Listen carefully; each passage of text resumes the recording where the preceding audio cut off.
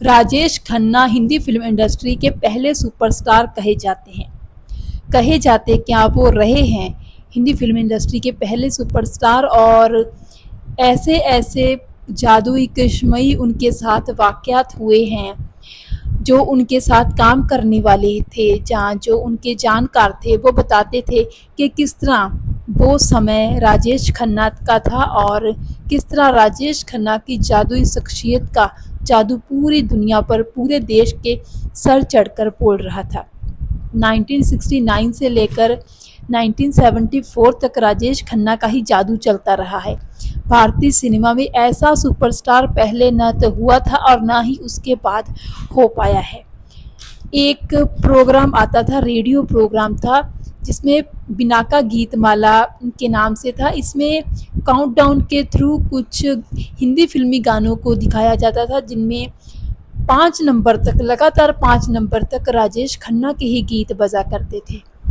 और 1970 का राजेश खन्ना की फिल्म दो रास्ते का गाना बिंदिया चमकेगी नंबर 1 की पोजीशन पर रहा। और उसके बाद 1972 की फिल्म अंदाज का वो गीत, जिंदगी एक सफ़र है सुहाना, ये गीत भी बिनाका गीतमाला में पहले नंबर पर शाया रहा था। तो इस तरह राजेश खन्ना का जादू उस टाइम हर एक की जुबान पर सर चढ़कर बोल रहा था।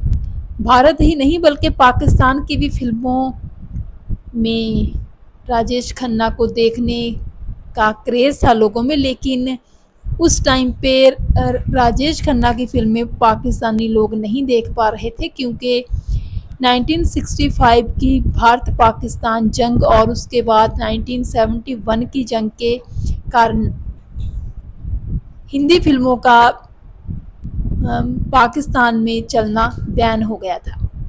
और इसी दौरान ही जैसे 1971 में जंग हुई थी भारत पाकिस्तान की, जिसमें भारत जीता था और श्रीमती इंदिरा गांधी एक करिश्मई शख्सियत बनकर उभरी थी। उस टाइम पे कहते हैं कि क्योंकि बांग्लादेश बनाने में भारत का और इंदिरा गांधी का बहुत बड़ा हाथ था, और भारतीय लोग भी इंदिरा गांधी की करिश्मई शख्सियत को मानने लगे थे।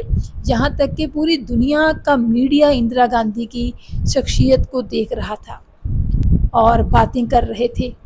और उसी टाइम पे एक मराठी कवि थे जिनका नाम था दिलीप चित्रे। उन्होंने एक निबंध लिखा था राजेश खन्ना के बारे में। निबंध का नाम था क्रिश्मा ऑफ राजेश खन्ना।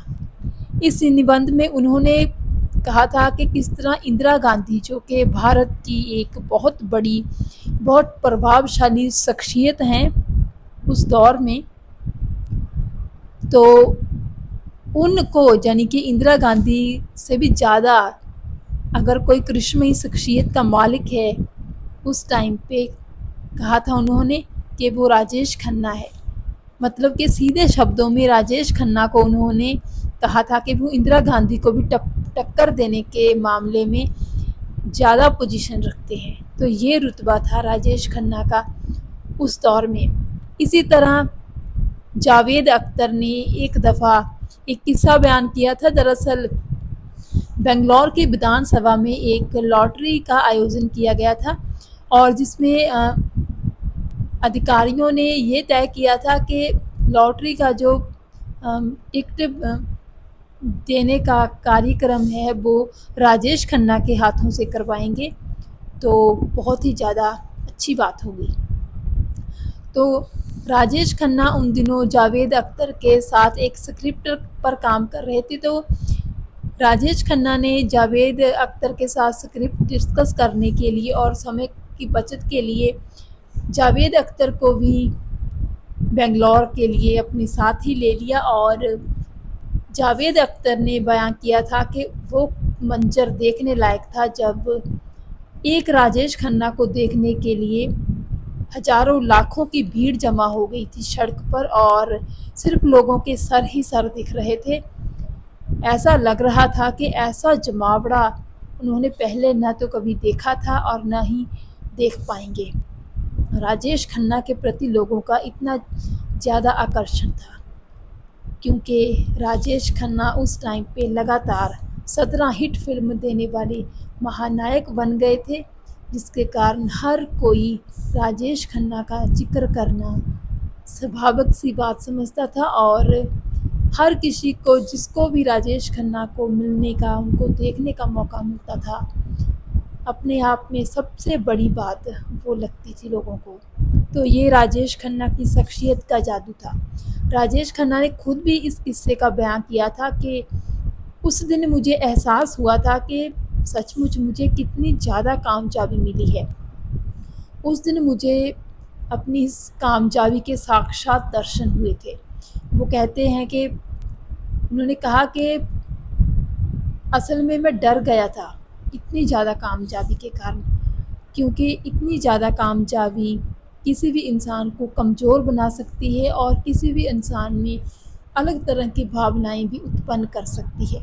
हालांकि राजेश खन्ना के साथ काम करने वाले और उनके पास रहने वाले बहुत सारे लोगों का कहना था कि उनकी कामयाबी के नशे ने राजेश खन्ना पर भी खुमार चढ़ा दिया था। अपनी कामयाबी के कारण ही बहुत सारी गलतियां राजेश खन्ना ने की। उनकी जीवन शैली भी ऐसी बन गई कि जिसके कारण उनके करियर का ग्राफ धीरे धीरे ढलना शुरू हो गया। लेकिन बात राजेश खन्ना के कामयाबी के उस शिखर की हो रही है जब राजेश खन्ना ही राजेश खन्ना हो रही थी हर तरफ। इस बात के बहुत सारे लोग गवाह हैं। एक बार कमल हासन ने जिक्र किया था कि कैसे वो राजेश खन्ना के साथ मद्रास गए थे और किस तरह भीड़ का जमावड़ा हो गया था राजेश खन्ना को देखकर कि वो खुद हैरान रह गए थे। तो ऐसे अनेकों किस्से कहानियाँ हैं राजेश खन्ना के स्टारडम की, उनके स्टारडम के पीक की, कि कैसे राजेश खन्ना के लोग दीवाने हुआ करते थे और कैसे उनकी एक झलक पाने को लोग तरसा करते थे। उनके बंगले आशीर्वाद के आगे लोगों की भीड़ जमा हुआ करती थी और ये अपने आप में एक बहुत बड़ी बात थी। सबसे बड़ी बात ये थी क्योंकि उन दिनों ना तो कोई पीआर टीम होती थी जो कि स्टार्स के इमेज को बनाने के लिए काम करती है। ये सब कुछ जो भी था, जो जुनून था लोगों के दिलों में राजेश खन्ना के लिए, ये सब कुछ ओरिजिनल था। कुछ भी मनगढ़ंत नहीं था, कुछ भी फेक नहीं था, सब कुछ नेचुरल था। जो लोगों की भावनाएं थी, जो लोगों का उनके प्रति प्यार था, स्नेह था, उनके फैंस का, वही चीज़ वो अपनी एक्टिविटीज़ में जो राजेश खन्ना के प्रति वो करते थे उसमें वो दिखाते थे। तो ये दौर राजेश खन्ना के दौर करियर का वाकई सुनहरी दौर कहा जा सकता है और जिन लोगों ने ये दौर देखा है वो कहते हैं कि ऐसा मंजर फिर उनको कभी दोबारा देखने को नहीं मिला। धन्यवाद।